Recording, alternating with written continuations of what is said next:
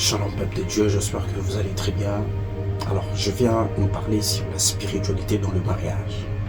Vous savez, il y a beaucoup de gens aujourd'hui qui négligent cet aspect dans la spiritualité. Vous qui voulez vous marier, ne négligez pas l'aspect spirituel. C'est bien d'organiser un mariage, c'est bien d'aller acheter de choses au fait qui accompagnent le mariage. Et n'oubliez jamais l'aspect spirituel.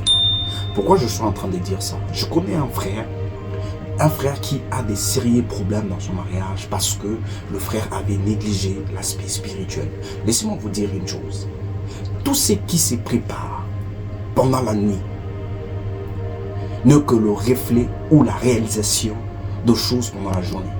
Parce que de choses que vous avez eu à préparer pendant la nuit, dans les secrets, sachez très bien que pendant la journée, ça ne sert à rien que la réalisation.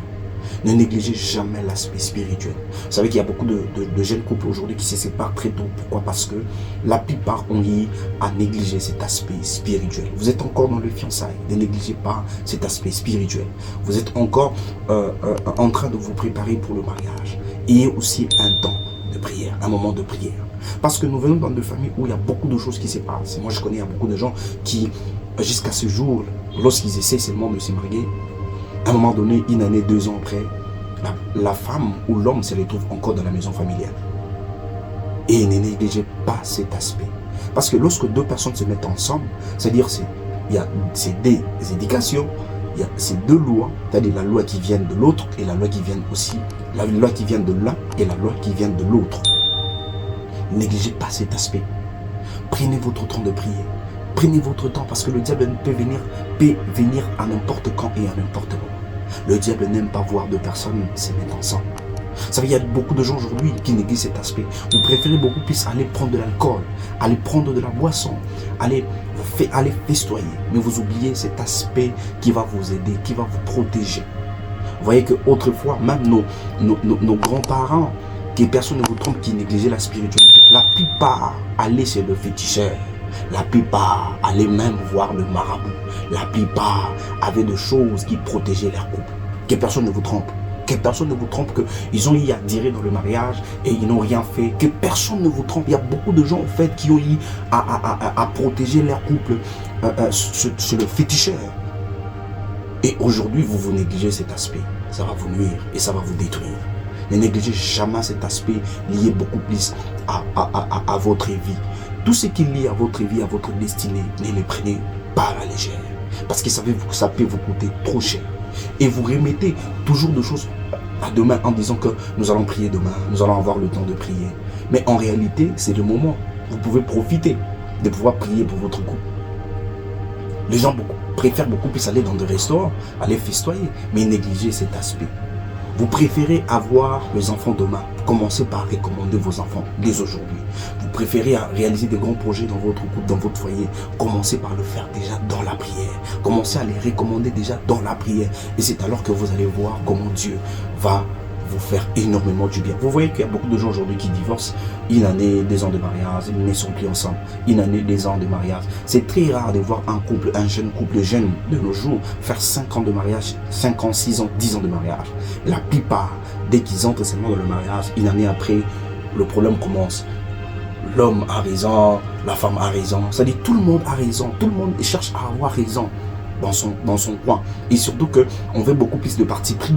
Au jour d'aujourd'hui, il y a beaucoup de familles qui prennent défense de leurs enfants. Pourquoi? Sous prétexte que moi, je n'aimerais pas voir mon enfant souffrir entre les mains d'une personne.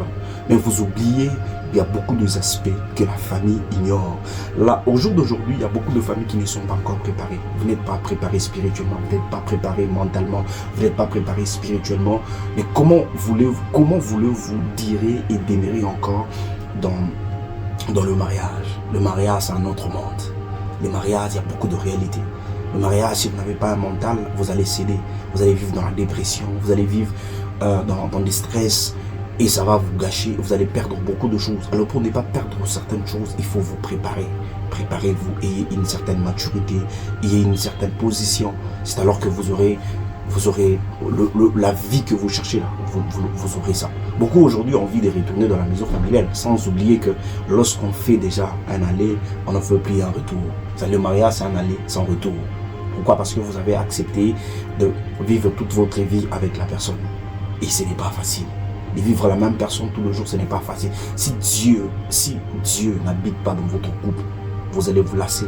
Et puis après, chacun fera sa route. Alors pour ne pas que chacun de vous fasse sa route, commencez par vous préparer maintenant. N'attendez pas demain pour que vous ayez un pasteur. Avant qu'un pasteur vienne, il faut que vous-même d'abord, vous soyez d'abord de berger de votre couple. Soyez le berger de votre couple.